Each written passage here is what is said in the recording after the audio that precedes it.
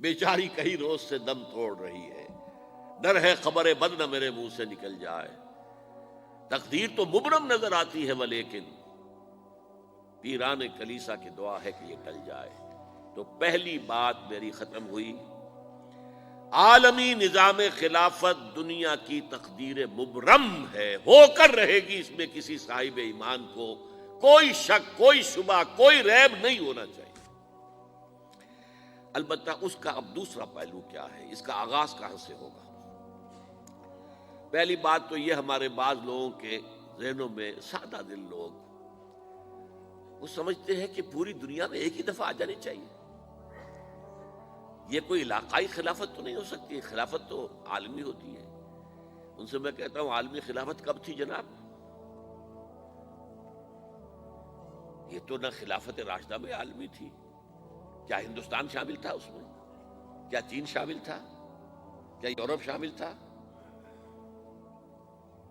اور پھر جو خلافت کے نام سے جو ملوکیت چلی ہے، وہ بھی صرف آپ دور بنو امیہ میں کہہ سکتے ہیں کہ وہ پورا عالم اسلام کم سے کم اس کے تحت تھا۔ بعد میں خلافت عباس، بنو عباس میں، اور فاطمیین کی خلافت میں، اور آل عثمان جو ہیں آٹومان ٹرکس کی خلافت میں ٹکڑے تھے، حصے بکھرے تھے، کوئی مانتا تھا، کوئی نہیں مانتا تھا۔ اور سب سے بڑی بات یہ، اگر ایک دم پوری دنیا پر خلافت قائم ہو سکتی تو حضور کے دست مبارک سے ہوتی، لیکن نہیں ہوئی۔ نتیجہ کیا نکلا؟ ایک ملک میں حضور نے قائم کر دی، جزیرہ نما عرب، یہاں خلافت قائم ہو گئی، حضور خلیفہ ہے۔ اس کے بعد آپ کے خلفائے راشدین نے پھر اس کو وسعت دی، شرقاً غرباً شمالاً، 3 کالمز نکلے ہیں فوجوں کے، صحابہ کرام کے، 3 کالمز، ایک ایسٹ ورڈ، ایک ویسٹ ورڈ، ایک نارتھ ورڈ۔ ایک عراق کو فتح کرتے ہوئے ایران میں پہنچ گیا، خراسان تک چلا گیا۔ ایک شام کو فتح کرتے ہوئے اور پھر سینائی پیننسولا سے ہو کر افریقہ میں داخل ہوا اور اٹلانٹک تک پہنچ گیا۔ تیسرا سیدھا شمال میں گیا، لیکن یہ زیادہ دور نہیں جا سکتا تھا، کوکیشین ماؤنٹینز آ گئے، کوہ قاف۔ اس زمانے میں تو یہ یوں سمجھیے کہ امپیسیبل تھا نا، کوہ قاف، لہذا وہاں آ کر رک گیا بابا۔ اب بھی یہ ہوگا، کسی ایک جگہ سے شروع ہوگا پھر پھیلے گا، اس کے سوا کوئی چارہ کار ہے ہی نہیں۔ اگر ہر جگہ پوری دنیا میں ایک ہی وقت میں ہو سکتا تو حضور کے دست مبارک سے ہوتا صلی اللہ علیہ وسلم۔ اب وہ نقطہ کون سا ہوگا، نقطہ آغاز کون سا ہوگا؟ اس میں پہلی بات تو میں نے کہا، جو شک کرے گا اس کا پھر ایمان مشکوک ہے، ہوگا، لازماً ہوگا، گلوبل ہوگا، پوری دنیا میں ہوگا۔ کہاں سے شروع ہوگا اس میں آپ اختلاف کر سکتے ہیں، لیکن مجھے تو 2 حدیثیں تو ملی ہیں جن سے یہ اندازہ ہوتا ہے کہ یہ اس مشرقی خطے سے ہوگا، عرب کے مشرق کی جانب کسی ملک سے ہوگا، کسی خطے سے ہوگا۔ وہ حدیثیں بھی اب آپ پڑھ لیجیے پہلے، پھر میں کہہ رہا ہوں یہ خزانہ ہے جو ہم نے آپ کی خدمت میں پیش کیا ہے، کاش کہ آپ اس کی قدر کر سکیں، یہ حدیثیں آپ کو ازبر ہو جائیں، یاد ہو جائیں، لوح قلب پر نقش ہو جائیں۔ ہندوستان اور خراسان یعنی موجودہ افغانستان کا ذکر، ابن ماجہ کی روایت ہے، عن عبداللہ ابن الحارث رضی اللہ تعالی عنہ قال رسول اللہ صلی اللہ علیہ وسلم یخرج ناس من المشرق یؤتئون للمہدی یعنی سلطانہ، یعنی سلطانہ، دونوں طرح سے پڑھ سکتے ہیں۔ حضرت عبداللہ ابن حارث فرماتے ہیں رضی اللہ تعالی عنہ کہ حضور نے ارشاد فرمایا، مشرق کی طرف سے وہ فوجیں نکلیں گی، لوگ آئیں گے جو عرب میں مہدی کی حکومت قائم کریں گے۔ یہ مہدی کون ہوں گے اس کا ذکر میں ذرا بعد میں کروں گا، لیکن نوٹ کر لیجئے کہ مہدی سے پہلے لازماً کسی مشرقی علاقے کے اندر وہ نظام قائم ہو چکے گا، تب وہاں سے فوجیں آئیں گی نا۔ یہ مشرق کون سا ہے؟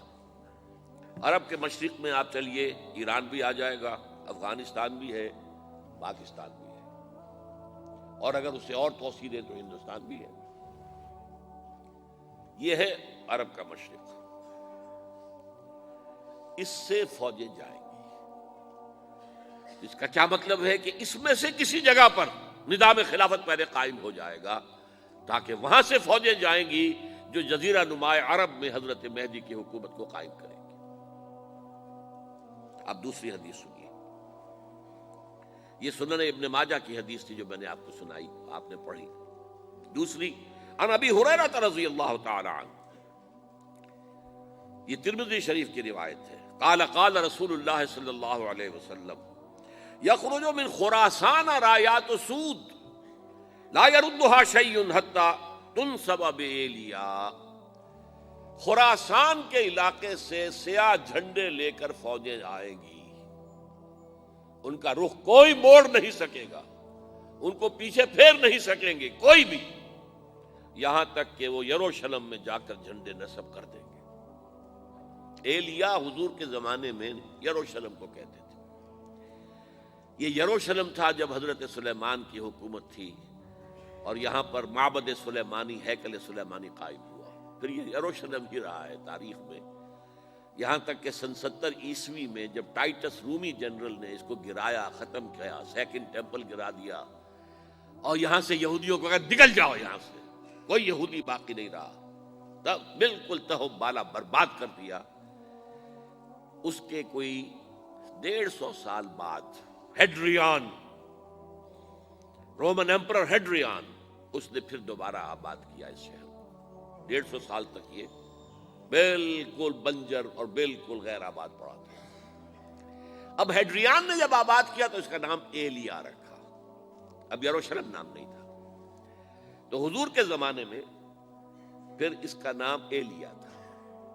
اور اب اس سے کیا معلوم ہو رہا ہے کہ یہ یروشلم مسلمانوں کے قبضے سے اس وقت نکلا ہوا ہوگا، ایک دفعہ پہلے نکلا تھا، سن 1099 عیسوی میں مسلمانوں کے ہاتھ سے نکلا، کروسیڈرز عیسائیوں نے آ کر اس کو قبضے میں کیا، لاکھوں مسلمانوں کو مارا، قتل کیا۔